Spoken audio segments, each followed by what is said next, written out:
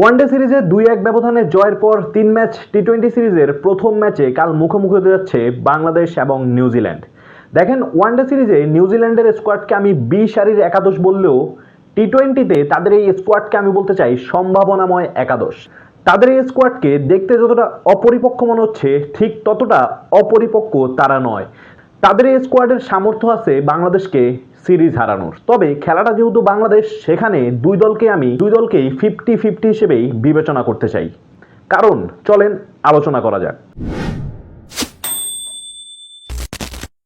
বাংলাদেশ এবং নিউজিল্যান্ড এখন পর্যন্ত টি-20তে মুখোমুখি হয়েছে মোট 20 বার, যেখানে নিউজিল্যান্ডের পাল্লাটাই ভারী। 20 ম্যাচের মধ্যে নিউজিল্যান্ড জিতেছে 20 বার এবং বাংলাদেশ জিতেছে মাত্র 4 বার। তবে এই সিরিজে বাংলাদেশেরও সমান সুযোগ থাকবে, কারণ খেলাটা যেহেতু বাংলাদেশে। তো অনেকেই নিউজিল্যান্ডের এই স্কোয়াডকে বি অথবা সি সারির টিম হিসেবে ধরে নিয়েছেন, কিন্তু তা পুরোপুরি ঠিক নয়। নিউজিল্যান্ডের ওয়ানডে স্কোয়াডটা তুলনামূলক দুর্বল থাকলেও এই টি-20 স্কোয়াড কিন্তু মোটেও দুর্বল নয়। তাদের এই টি-20 স্কোয়াডের গড় টি-20 ম্যাচ খেলার অভিজ্ঞতা প্রায় 281টি।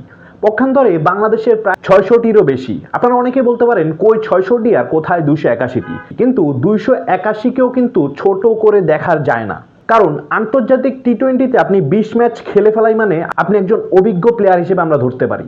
কারণ 1 থেকে 2 বছরে যে প্লেয়ারটা টি-20 ফরম্যাটে 8 থেকে 10টি ম্যাচ খেলে ফেলেছে, সে নিশ্চয়ই এই ফরম্যাটের সাথে কিছুটা হলেও খাপ খাইয়ে নিয়েছে।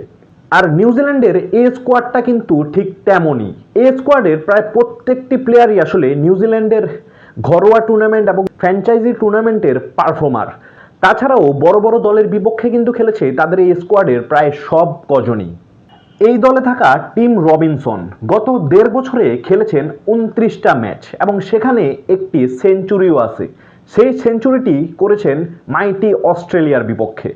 এবং কিছুদিন আগে তাদের এই স্কোয়াডই কিন্তু সাউথ আফ্রিকার বিপক্ষে টি-20 সিরিজ খেলেছে, যেখানে তারা 3-2 ব্যবধানে হেরেছে। অর্থাৎ সাউথ আফ্রিকার মতো বড় দলকেও ফেস করেছে তাদের এই একাদশ। অর্থাৎ কোনোভাবেই তাদের এই স্কোয়াডকে বি অথবা সি সারির টিম বলা যাচ্ছে না। আপনি দেখবেন সামনের 2-1 বছরে নিউজিল্যান্ডের এই স্কোয়াডেরই 5 থেকে 6 জন প্লেয়ার তাদের মূল স্কোয়াডে খেলবে। কারণ আপনি বর্তমানে নিউজিল্যান্ডের যে টিমটাকে মূল স্কোয়াড বলতে চাচ্ছেন, তারা আসলে মোটামুটি বয়স্ক প্লেয়ার এবং তারা হয়তো আর 3 থেকে 4 বছর দলকে সার্ভিস দিবেন, সর্বোচ্চ 5 বছর সার্ভিস দিবেন। এবং নিউজিল্যান্ড অস্ট্রেলিয়ার মতো টিমগুলা কিন্তু এই প্রসেসেই তাদের নতুন প্লেয়ারদেরকে টিমে আনে। এবং নিউজিল্যান্ডের এই স্কোয়াডের 5 জন তাদের ফ্র্যাঞ্চাইজি লিগে টপ রান গেটার, যেখানে নাম বলতে হয় টম রবিনসন, ক্যাটিনি ক্লার্ক, ভেবন জ্যাকবস, যাদের নাম আপনি আমি হয়তো আগে শুনিনি, কিন্তু তারাই হতে যাচ্ছে নিউজিল্যান্ডের আগামীর সুপারস্টার। ক্যাটিনি ক্লার্ক, তিনি নিউজিল্যান্ডের ফ্র্যাঞ্চাইজি লিগের অন্যতম রান গেটার। 9 ম্যাচে 431 রান এবং গড় 60 রান। অন্যদিকে ভেবন জ্যাকবস 6 ম্যাচে 361 রান এবং গড় প্রায় 90 রান।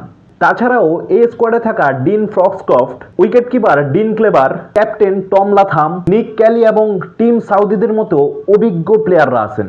আর বাংলাদেশকে এই টি-20 সিরিজ জিততে হলে তাদের সেরাটাই দিতে হবে এবং বাংলাদেশ নিশ্চয়ই তাদের মূল একাদশকেই মাঠে নামাবে।